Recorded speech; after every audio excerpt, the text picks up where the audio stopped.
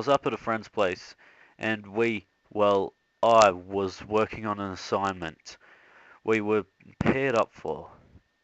He was too busy playing games, like the only one I could remember was Slender. I could remember it because it was the one that made him jump and half scream while I was working on the assignment. When I turned around, I said, "Jim, what the hell was that about?" He turned to me and, looking like he just got scared, he said, it's nothing. Just the game I'm playing. It's called Slender. You should try it." I nodded and turned around back to my screen. As I did, I noticed it had gotten dark outside. I remembered Mum had told me to go home by dark, so I grabbed out my phone and texted her saying, "I'm just about to leave." I got up and told my friend that I was heading home. He asked if I'd saved work, so I went back, saved, and then headed off. Halfway down the street, I'd received a text message. It was Mum, and she had said that the road that I normally would walk along was closed due to road work, so I would have to go through the park, and if there isn't any other way through the forest and then into our backyard. I don't like the forest behind our house, especially at night time. I don't know what it is, but each time I look out the back, I swear something is moving in there.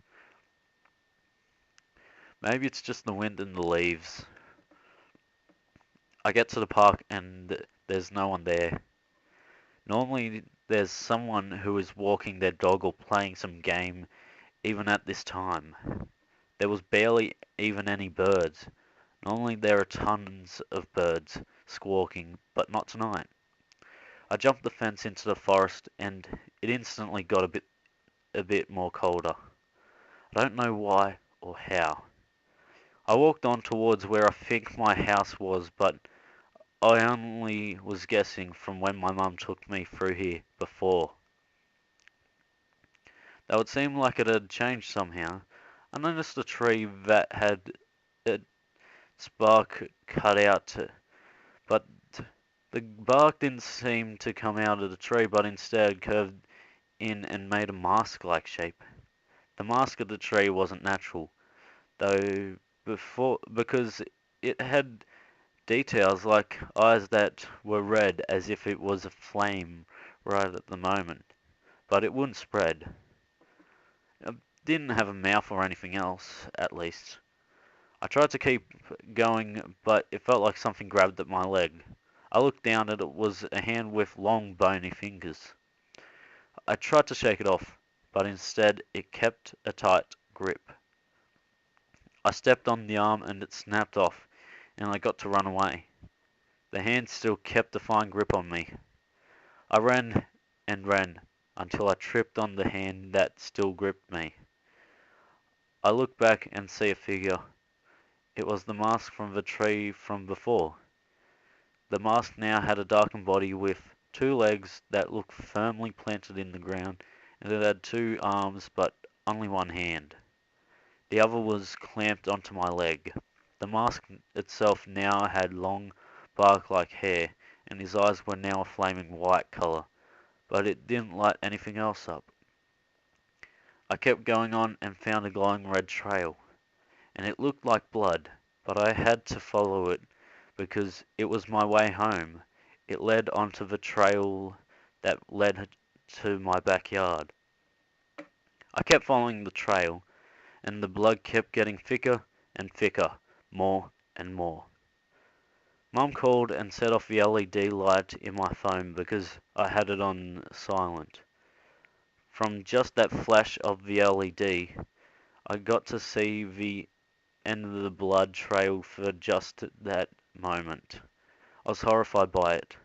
My neighbour's little daughter Maury, who was only 7 at the time, laying at the tree. She, she had one arm almost gnawed off and the other completely gone. Her eyes gone, skull cracked at the top with blood oozing from the top to the along down the right side of her face. She wasn't alone at this tree though. Another little girl was with her, that she would always play with on a weekend. She was whole and nothing looked wrong with her. I answered the call from my mum. She asked me if I was in the forest, and I told her that unfortunately I was. I then went on to hear from her that there was an announced on the news that a killer has possibly been cornered in the forest that I am in. Mum was worried about me, very worried. This struck me and made me want to be in silence more.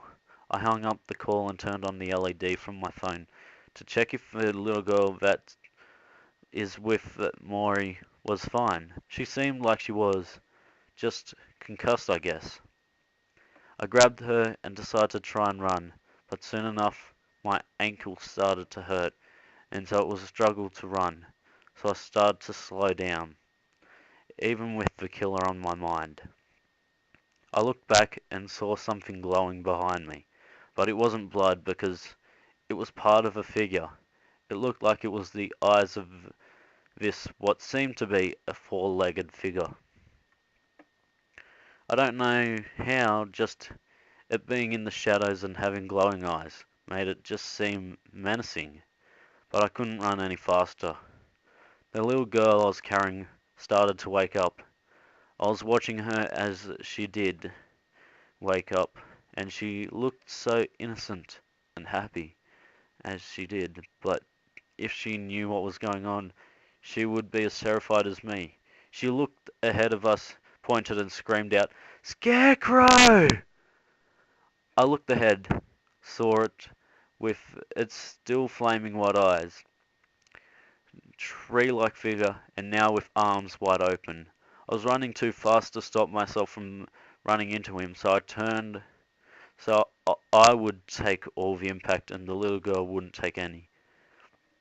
The girl, having screamed out "Scarecrow," then echoed in my ears over and over from then on. She left my grasp and had disappeared just before she called the Scarecrow. Before what she had called Scarecrow put its arms around me and put his hands on my chest. He held me in quite a tight grip. He pulled his hands up and I could feel my stomach tearing. At first it only stung, but then it began to seriously hurt, so I closed my eyes to try and hold back the pain. He let go of me and I felt right down to the ground. The pain had just stopped. I ran my hand along my stomach to find there was a massive gash along it. I opened my eyes and everything was brighter. Well, not really brighter, but wider. The figures I had seen before that had glowing red eyes were closing in on me. There were 5 of them. They had sharp-looking claws from their hands. All except their eyes were grey, or black, but not a normal grey, but more like a burnt, leathery-looking grey. They snarled at me as I walked backwards, but then I remembered I was trapped by them and the Scarecrow. One of the ones on the left had a snarl that was louder than the rest. It swiped its claw along its jaw, lunged itself towards me with a mouth wide open. That was the last thing I remember. The inside of its drooling mouth that was blue, and it had sharp teeth where it had meat from its last victim, which now is me.